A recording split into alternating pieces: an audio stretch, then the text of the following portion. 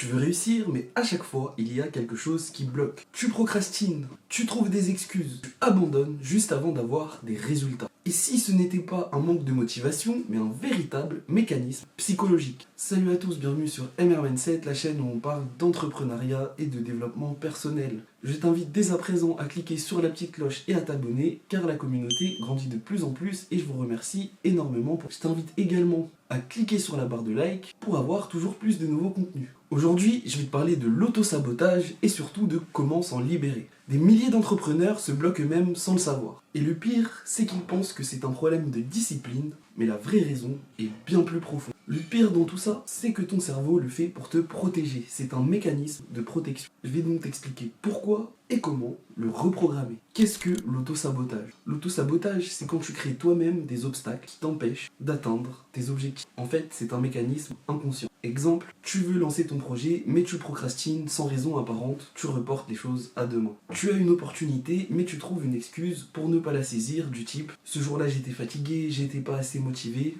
le monde était contre moi ». Ou alors tu commences quelque chose et tu ne tiens pas sur le long terme et tu arrêtes juste avant que cela commence à fonctionner. Pourquoi cela arrive? Parce que ton cerveau déteste l'incertitude. Il préfère un échec contrôlé plutôt qu'un mécanisme qui le met en danger. L'être humain a tout simplement développé ce réflexe au fil de l'évolution afin de se prémunir des dangers que nous connaissions à l'époque. Ainsi, maintenant que tu connais ce mécanisme psychologique, je t'invite à modifier ton mindset pour pouvoir t'en protéger. Car si tu ne donnes pas ton maximum, tu peux toujours te convaincre dans l'échec que ce n'était pas ta vraie chance. Chapitre numéro 2, pourquoi on s'auto-sabote? L'auto-sabotage n'est pas lié à un manque de motivation, mais plutôt à des croyances inconscientes. Par exemple, un manque de confiance en soi. Première raison, la peur de l'échec. Si tu échoues après avoir tout donné, tu dois assumer cet échec à 100%, c'est vraiment très important. Il n'y a que comme ça que tu tireras les bonnes leçons et que tu pourras avancer. Cependant, comme c'est difficile de reconnaître cet échec, la plupart des gens vont avoir tendance à se mettre des bâtons dans les roues pour avoir une excuse. Raison numéro 2,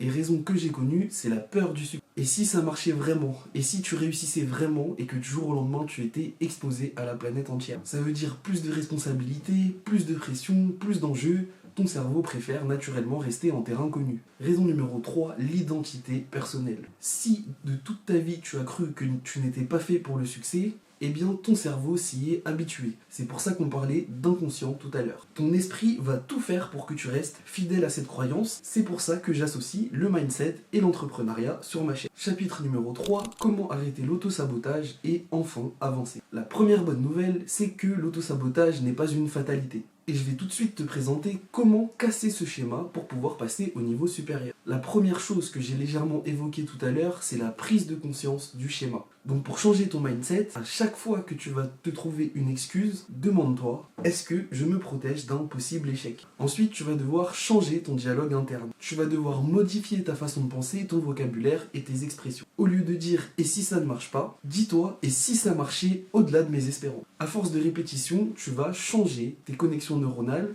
et donc ta manière de réfléchir. Ensuite, fixe-toi des micro-objectifs. L'auto-sabotage vient parfois d'un objectif qui paraît trop grand. Je le dis tout le temps, il faut découper la montagne par marche. Et ça, tu peux y aller à ton échelle. Tu vas découper des marches impossibles à rater pour pouvoir avancer petit à petit et à ton rythme. Enfin, pour terminer, crée-toi un environnement de réussite. Entoure-toi de personnes qui te tirent vers le haut et surtout qui te rappellent le fameux pourquoi tu fais ça. L'auto-sabotage, c'est en fait comme des chaînes invisibles. Tant que tu ne les vois pas, elles te bloquent. Mais petit à petit, tu vas devenir de plus en plus conscient et tu vas enfin pouvoir avancer sans te tirer une balle dans le pied. Alors dis-moi en commentaire quelle excuse tu utilises le plus souvent. Je t'invite à passer à l'action et à commencer tout de suite à changer ton mindset en cliquant sur le lien de ma formation gratuite sur la gestion du temps. Et on se retrouve dans une prochaine vidéo.